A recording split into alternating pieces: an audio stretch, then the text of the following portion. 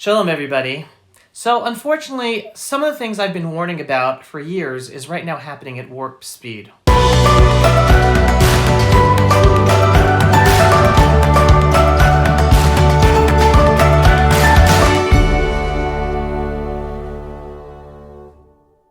start seeing the headlines after Shabbat ended here in Israel and find out that social media companies have begun a massive purge of conservative pro-Trump accounts. Apple and Google are also beginning to threaten and even remove alternative social media apps from their app stores so that they will be gone as well, basically silencing conservative voices. As former United States Ambassador to the United Nations, Nikki Haley just said, and I quote, "Silencing people, not to mention the President of the United States, is what happens in China, not our country. #unbelievable," end quote. What we are witnessing is dangerous and extremely bad news. The social media companies are doing this based on the narrative that President Trump led an insurrection. He supports domestic terrorists, and that Trump supporters who still believe that alleged voter fraud should be investigated are supporters of this insurrection as well, because that position directly incites violence and hence deserves to be silenced.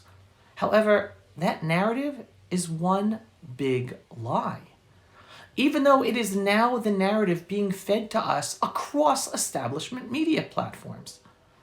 The truth is that there was no insurrection by the president or his supporters.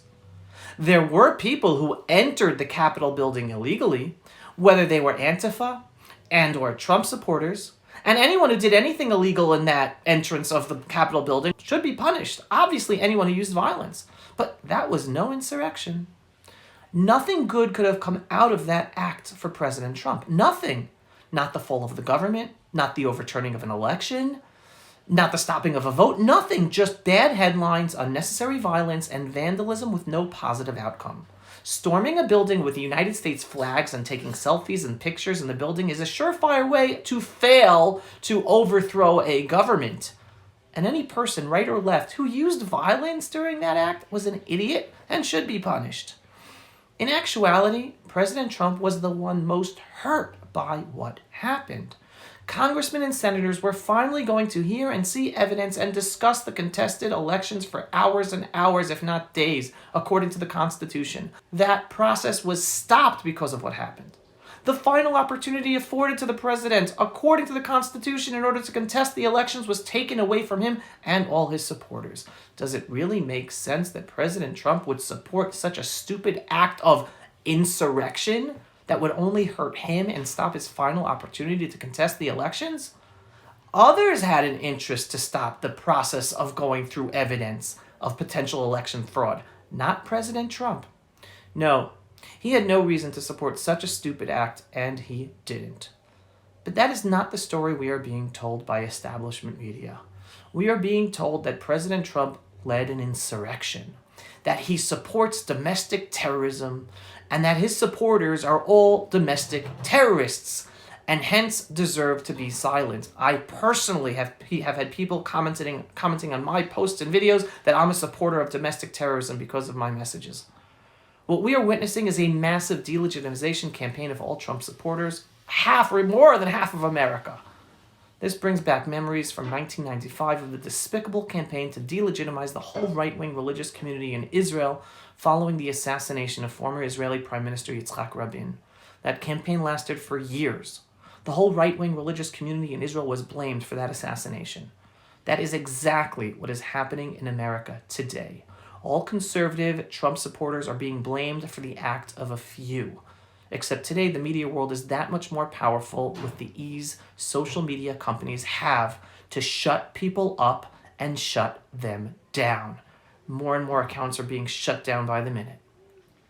It is so sad to witness what is going on. What's even sadder is understanding that most people can't even have civil conversations about this anymore because there are two totally different sides with totally different sets of facts. There is no middle ground to have civil disagreement anymore.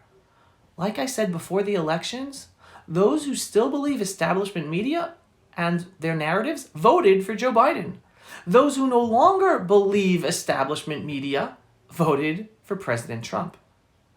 Trump is not the one who has divided America.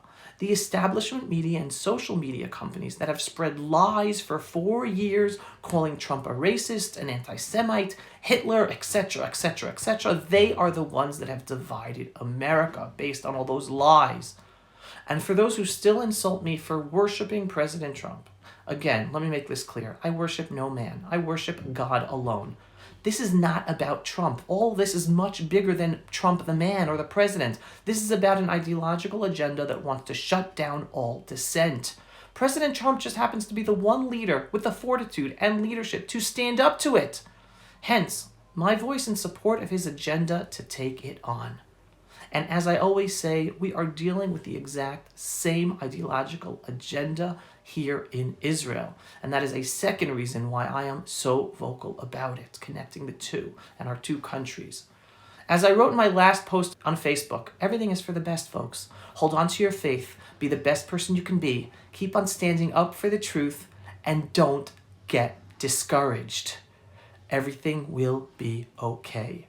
Have a safe and healthy week. Signing off for another episode of Pulse of Israel here in our eternal and ancestral homeland. This is Avi Abelo. Pulse of Israel, frontline videos from the Holy Land. Support our work by donating today.